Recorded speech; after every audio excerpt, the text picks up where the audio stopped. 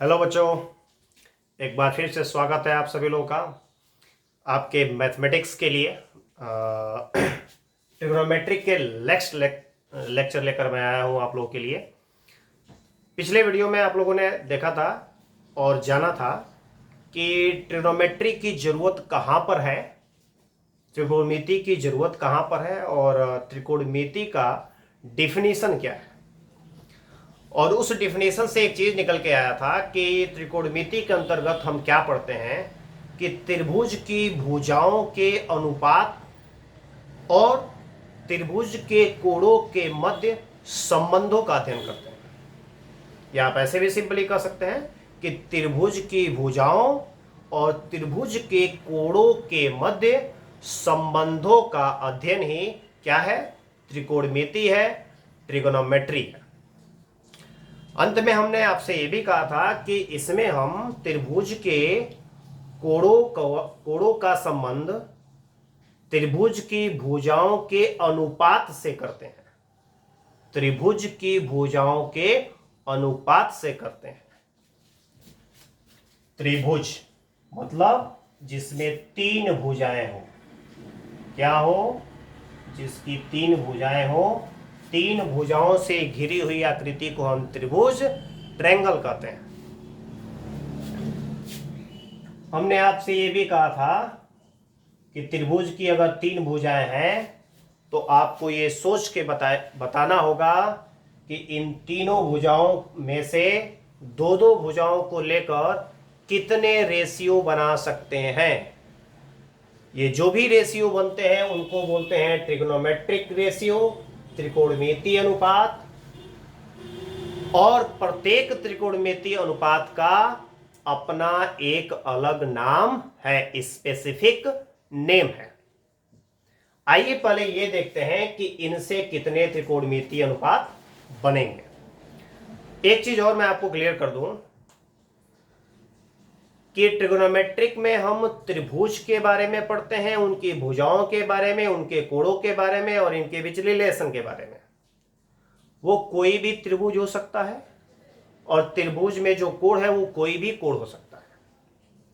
कोई भी कोण होने का मतलब क्या हुआ, न्यून कोण भी हो सकता है, सम कोण भी हो सकता है, अधिक कोण भी हो सकता है, कोई भी कोण हो सकता है। त्रिभुज का मतलब क्या, कोई भी त्रिभुज, समबाहु त्रिभुज, विषमबाहु त्रिभुज, समद्विबाहु त्रिभुज, समकोण त्रिभुज, अधिक कोण त्रिभुज, कोई भी न्यून कोण त्रिभुज, कोई भी त्रिभुज हो सकता है।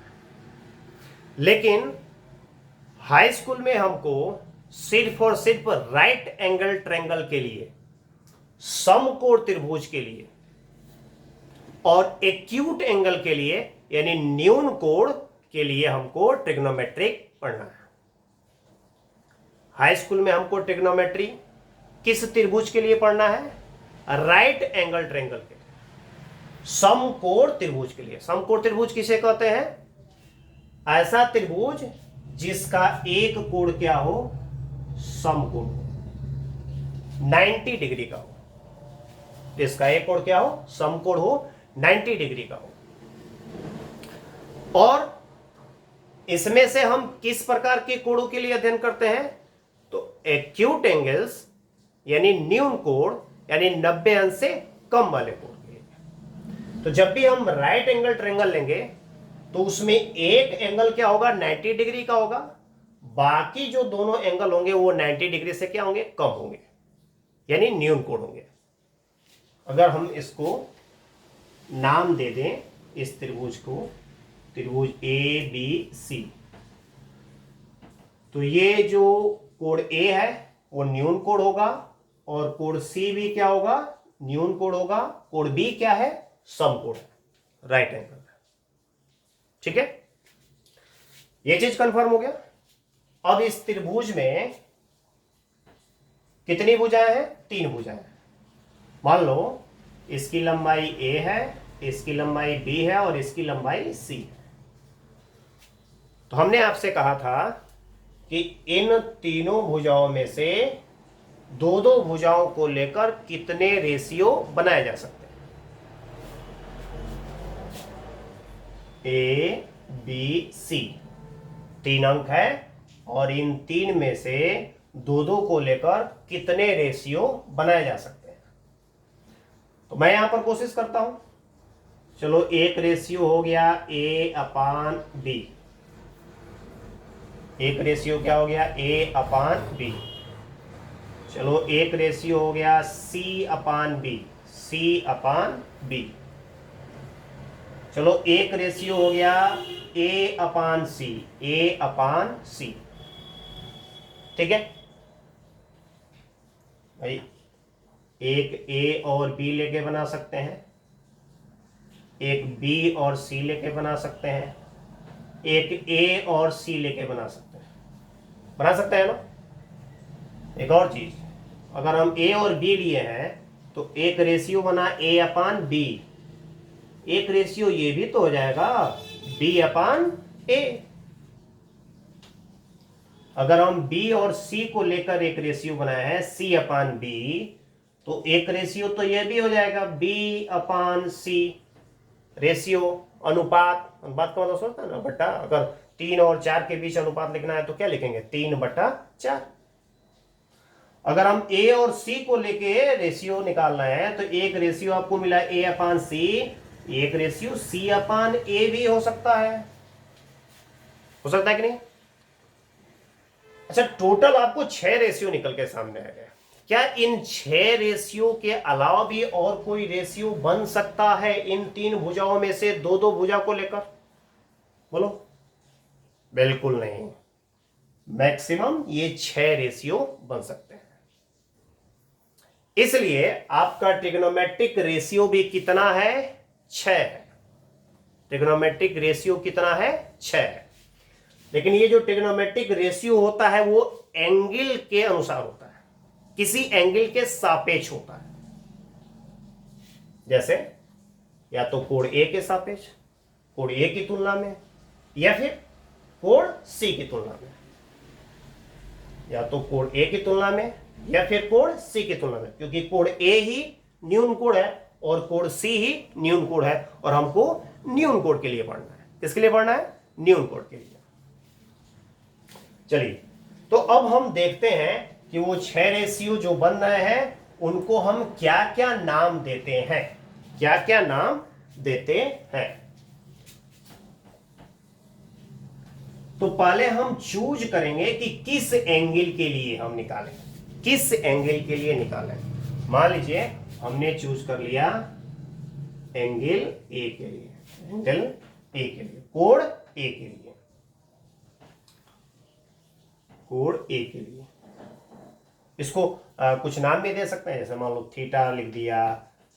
कोणों को हम जनरली या तो थीटा से या फिर फाई से या साई से, इन्हीं अक्षरों से, ग्रीक अक्षरों से हम क्या करते हैं प्रदर्शित करते हैं। तो मान लो हमने कोण ए को बोल दिया कि ये कितना कोण है थीटा कोण, थीटा कोण। अच्छा, जिस कोण के सापेक्ष हमको ट्रिग्नोमेट्रिक रेशियो निकालना रहता है उस कोण के सामने वाली भुजा को हम लंब कहते हैं, या सम्मुख भुजा भी कह सकते हैं। सम्मुख भुजा, या इसको हम क्या कहते हैं लंब कहते हैं, परपेंडिकुलर बोलते हैं इसको। स्पष्ट रूप से दिखाई दे रहा है, ये क्या कहलाएगा लंब, परपेंडिकुलर, या हम इसको क्या कह सकते हैं सम्मुख भुजा। अच्छा, एक चीज तो हम जानते ही हैं कि राइट एंगल ट्रायंगल यानी समकोण त्रिभुज में समकोण के सामने वाली भुजा को हम क्या कहते हैं? हाँ, कर्ण कहते हैं, हाइपोटेन्यूज। क्या बोलते हैं? कर्ण बोलते हैं। और थीटा के जो शेष संलग्न भुजा, देखो थीटा के संलग्न भुजा ये भी है और संलग्न भुजा ये भी है, तो इसको तो हम कर्ण बोलेंगे, लेकिन जो दूसरी संलग्न भुजा बच रही है इसको बोलते हैं हम आधार। इसको हम क्या बोलते हैं? आधार। ध्यान दीजिए, ये जो लंब की बात हो रही है, ये जो आधार की बात हो रही है, एंगल चेंज होने पर लंब और आधार भी चेंज हो जाएंगे, हालांकि कर्ण नहीं चेंज होगा। कर्ण हमेशा 90 अंश के सामने वाली भुजा होती है। 90 अंश के कोण के सामने वाली भुजा को हम क्या कहते हैं? कर्ण कहते हैं। लेकिन ये लंब और आधार ये डिपेंड करेंगे कि हम कौन सा एंगल ले रहे हैं, कौन सा कोण ले रहे हैं। हमने कोण ए लिया तो कोण ए के सामने वाली भुजा को हम क्या बोलेंगे, लंब, और जो संलग्न भुजा है उसको हम क्या बोलेंगे, आधार, बेस। चलो, अगर हम कोण सी लिए होते, कोण सी लिए होते तो लंब क्या होता, बिल्कुल सही, इसके सामने वाली भुजा क्या है, ए बी, यह लंब होता। देखो यहां पर हम फिर से पुनः बना के दिखा रहे हैं, ए बी सी, ये 90 डिग्री है, और 90 डिग्री एंगल के सामने वाली भुजा क्या कहलाएगी, कर्ण।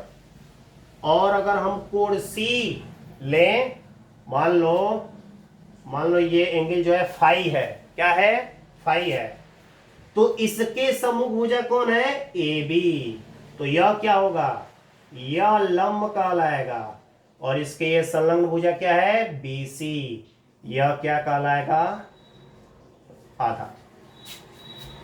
बोलो समझ में आया, कंफर्म है।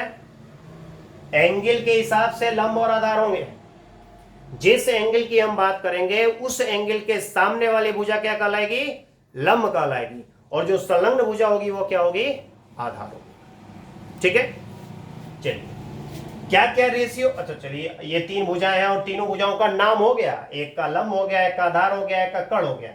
कौन कौन से रेशियो बन सकते हैं बताओ। एक रेशियो बन सकता है लंब बटा कर्ण,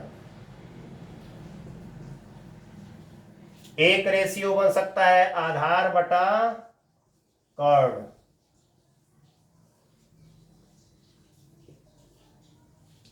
एक रेशियो बन सकता है लंब बटा आधार, लंब बटा आधार। ठीक है, और क्या बन सकता है, इसको मिटाए, और क्या बन सकता है, इन तीनों का अपोजिट भी बन सकता है।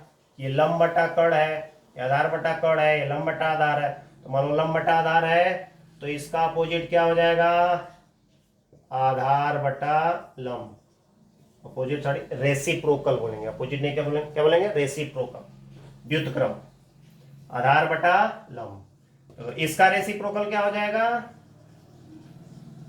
कर्ण बटा आधार, और इसका रेसिप्रोकल क्या हो जाएगा, कर्ण बटा लंब। कितने रेशियो है, 6 रेशियो, 6। इनको क्या बोलेंगे, ट्रिग्नोमेट्रिक रेशियो बोलेंगे। ये 6 त्रिकोणमितीय अनुपात है, और इन 6 का क्या है, अलग अलग नाम है। अब हम क्या बताने जा रहे हैं, नाम बताने जा रहे हैं, इसका क्या नाम है, इसका क्या नाम है, इसका क्या नाम है, इसका इसका इसका 6 का नाम बताने जा रहे हैं। ठीक है, चलिए ये जो रेशियो है लंब बटा कर्ण, इसको हम कहते हैं कोण ए का साइन। क्या बोलेंगे इसको, कोण ए का साइन, कोण ए का साइन, SIN, क्या बोलेंगे इसको, कोण ए का साइन। कोण ए का क्यों कर रहे हैं, क्योंकि अगर हम कोण सी का लेंगे तो दूसरा वैल्यू आएगा, कोण ए का ले रहे हैं तो ये लंब बटा कर्ण, ये मालूम होना चाहिए कि किस कोण के सापेक्ष है। ठीक है, क्या बोलेंगे इसको, कोण ए का साइन, या क्या कर सकते हैं, ऐसे ही बोल सकते हैं कोण थीटा का साइन, कोण ए का मान कितना है, थीटा है, तो ऐसे भी बोल सकते हैं थीटा का साइन। अच्छा, इसको 60 में हम ऐसे लिखते हैं, 60 में हम ऐसे लिखते हैं साइन, SIN, और थोड़ा स्पेस देके लिखेंगे जो एंगल होगा, ए लिख सकते हैं साइन ए, या क्या लिख सकते हैं साइन थीटा। आप साइन ए लिखिए चाहे क्या लिखिए साइन थीटा। मान लीजिए यहां पर 30 अंश हो, कोण का मान क्या हो 30 अंश हो, तो क्या लिखेंगे साइन 30 अंश। समझ में आ रहा है। अच्छा एक बात बताओ, ये साइन और थीटा दोनों का अलग अलग कोई वैल्यू है, कोई मतलब है, बिल्कुल नहीं। ये साइन थीटा एक साथ है, कोण ए का साइन, इसी को हम लिख रहे हैं साइन थीटा या साइन ए। इसका मतलब ये नहीं हुआ कि साइन और थीटा के बीच में मल्टीप्लाई हुआ है, गुणा हुआ है, ऐसा कुछ नहीं है। साइन थीटा एक वैल्यू है, वो वैल्यू क्या है लंब बटा कर्ण। ठीक है, केवल साइन लिख देंगे? नहीं। केवल ए लिख दिए? नहीं। क्या? साइन ए, ये एक साथ रहेगा, साइन के साथ कोई ना कोई एंगल रहेगा कि वो किस एंगल के लिए साइन। बोलो समझ में आया? पक्का ना? चलो, तो साइन ए बराबर हो गया, या एक जगह पर आप क्या लिख सकते हैं? थीटा लिख सकते हैं। क्या लिख सकते हैं? थीटा। तो साइन थीटा बराबर क्या हो गया आपका? लंब बटा कर्ण। इसको थोड़ा और इधर से हम लिखते हैं, और इधर से लिखा कि कोण ए का साइन, शॉर्ट में इसको लिख सकते हैं साइन ए, या क्या लिख सकते हैं इसको? Sine theta. क्या लिख सकते हैं? Sine theta. चलो, अब आधार बटा कर्ण, ये दूसरा रेशियो। इस रेशियो का नाम है कोसाइन। क्या नाम है? कोसाइन। क्या बोलेंगे इसको? बोलेंगे कोण ए का कोसाइन। कोण ए का कोसाइन। अब बताओ कैसे लिख सकते हैं? लिख सकते हैं इसको शॉर्टकट में, कोसाइन को लिखते हैं शॉर्टकट में कॉस। क्या लिखते हैं? कॉस। तो कैसे लिखेंगे इसको? Cos A. क्या लिखेंगे? कॉस ए बराबर, या हम ए को थीटा कह रहे हैं तो क्या लिख सकते हैं? Cos theta. क्या लिख सकते हैं? Cos theta. कॉस थीटा बराबर क्या होगा? आधार बटा कर्ण। कॉस थीटा बराबर क्या होगा? आधार बटा कर्ण। समझना ध्यान से। तीसरा रेशियो लंब बटा आधार, इसका नाम है टेंजेंट। क्या नाम है? टेंजेंट नाम है। और टेंजेंट को 60 में लिखते हैं tan। क्या लिखते हैं? tan। यानी ये जो लंब बटा आधार है, ये कोण ए का क्या है? कोण ए का है टेंजेंट। कोण ए का क्या है? टेंजेंट। कैसे लिख सकते हैं इसको?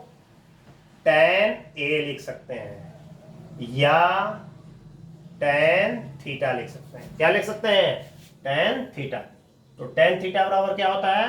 लंब बटा आधार। लंब बटा आधार।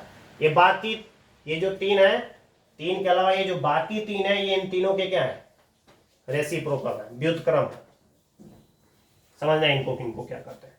अच्छा, ये आधार बटा लंब किसका व्युत्क्रम है? tan थीटा का। tan थीटा का। इसको बोलते हैं कोटेंजेंट। क्या बोलते हैं? कोटेंजेंट। इसका क्या नाम है? आधार बटा लंब। ये जो रेशियो है, इसको त्रिकोणमिति में क्या नाम दिया गया है? कोटेंजेंट। और 60 में इसको लिखते हैं काट। 60 में क्या लिखते हैं? काट। क्या क्या बोल सकते हैं इसको? ये आधार बटा लंब क्या चीज है? ये कोण ए का कोटेंजेंट कहलाएगा। क्या कहलाएगा? कोण ए का कोटेंजेंट कहलाएगा। कैसे लिख सकते हैं इसको? इसको लिख सकते हैं काट ए, या क्या लिख सकते हैं? काट थीटा। काट थीटा। तो काट थीटा बराबर क्या होता है? आधार बटा लंब। आधार बटा लंब। अगला रेशियो कर्ण बटा आधार। ये किसका रेसिप्रोकल है? कॉस थीटा का आधार बटा कर्ण का। इसको हम बोलते हैं सेकेंड। क्या बोलते हैं? सेकेंड। 60 में इसको बोलते हैं सेक। 60 में क्या बोलते हैं इसको? सेक। तो कर्ण बटा आधार को हम क्या लिख सकते हैं? ये कर्ण बटा आधार जो है वो कोण ए का क्या कहलाएगा? सेकेंड कहलाएगा। कैसे लिख सकते हैं इसको? इसको लिख सकते हैं सेक ए, या क्या लिख सकते हैं? सेक थीटा, क्योंकि ए जो है वो थीटा है। बोलो, बात समझ में आ रहा है? बहुत अच्छा।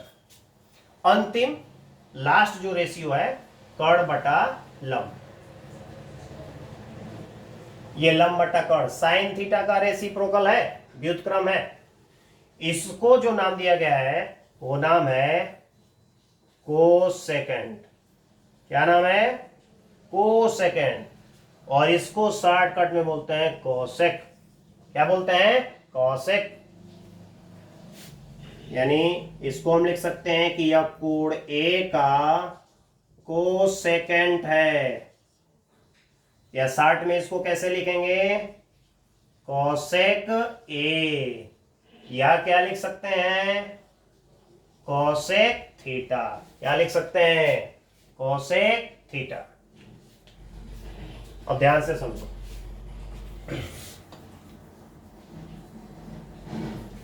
ये आपका त्रिभुज है। कौन सा त्रिभुज है? राइट एंगल ट्रायंगल है। राइट एंगल ट्रायंगल में हम तीनों भुजाओं को अलग अलग नाम दे सकते हैं। राइट एंगल ट्रायंगल में हम तीनों भुजाओं को अलग अलग नाम दे सकते हैं, जिसमें से एक भुजा फिक्स रहती है। 90 डिग्री के सामने वाली भुजा को हम क्या बोलते हैं? कर्ण बोलते हैं, हाइपोटेन्यूज बोलते हैं। शेष दो भुजाओं में से एक भुजा क्या कहलाती है? लंब, और एक भुजा क्या कहलाती है? आधार। एक लंब कहलाती है और एक क्या कहलाती है? आधार कहलाती है। जिस कोण की बात हम करेंगे उस कोण के सम्मुख वाली भुजा क्या कहलाएगी? लंब, और उस कोण के संलग्न भुजा क्या कहलाएगी? आधार। ठीक है। अच्छा, इन तीन भुजाओं को लेकर, इसमें से दो दो भुजा लेकर कितने रेशियो बना सकते हैं? 6 रेशियो बना सकते हैं। कितने रेशियो? 6 रेशियो। और इनके रेशियो ही क्या कहलाते हैं? त्रिकोणमितीय अनुपात कहलाते हैं, ट्रिग्नोमेट्रिक रेशियो कहलाते हैं, क्योंकि इनका इस कोण के साथ क्या होता है? एक निश्चित संबंध होता है। ठीक है। इन 6 रेशियो को अलग अलग नाम दिया गया है। अलग अलग क्या किया गया है? नाम दिया गया है। लंब बटा कर्ण को हम क्या बोलेंगे? Sine theta. आधार बटा कर्ण को क्या बोलेंगे? Cos theta. लंब बटा आधार को क्या बोलेंगे? Tan theta. आधार बटा लंब को काट थीटा। कर्ण बटा आधार को सेक थीटा, और कर्ण बटा लंब को कोसेक थीटा। यानी आपको ये 6 नाम याद रखने पड़ेंगे, और ये 6 नाम याद रखने के अलावा इन 6 नाम के जो रेशियो होते हैं वो किनके मध्य के रेशियो होते हैं वो याद करना होगा। सिंपल से कहूं तो 6 तो फार्मूला याद करना होगा। वो 6 फार्मूला क्या है? तो साइन थीटा बराबर लंब बटा कर्ण, कास थीटा बराबर आधार बटा कर्ण, टेन थीटा बराबर लंब बटा आधार, काट थीटा बराबर आधार बटा लंब, सेक थीटा बराबर कर्ण बटा आधार, और कोसेक थीटा बराबर कर्ण बटा लंब। एक बहुत ही फेमस, अक्सर टीचर्स जो है इसको अप्लाई करते हैं याद करने के लिए, कहते हैं याद कर लो लाल बटा कक्का। क्या याद कर लो? लाल बटा कक्का। साइन कास और टेन याद कर लो। साइन थीटा बराबर होगा लंब बटा कर्ण, एल से लंब और के से कर्ण। साइन थीटा बराबर क्या होगा? लंब बटा कर्ण। कास थीटा बराबर क्या होगा? आधार बटा कर्ण। ऐसे क्या होगा? आधार, आधार बटा कर्ण। और टेन थीटा बराबर क्या होगा? लंब बटा आधार, लंब बटा आधार। बाकी याद कर लो कि टेन थीटा का रेसिप्रोकल काट थीटा होता है, यानी अगर हम आधार बटा लंब कहेंगे तो वो काट थीटा हो गया।